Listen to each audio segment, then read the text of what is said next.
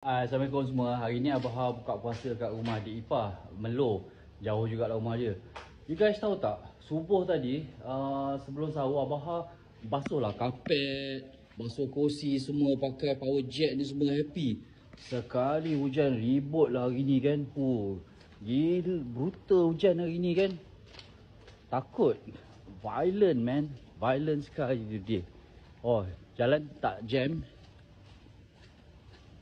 Alhamdulillah tak ada sekatan lalu lintas hari ni.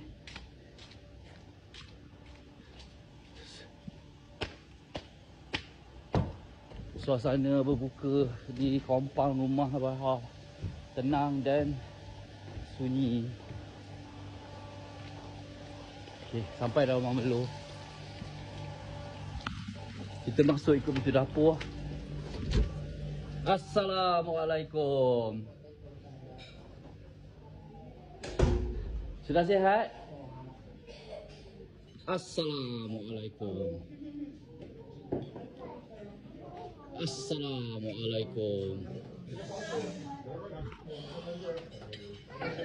Abah buka puasa dulu.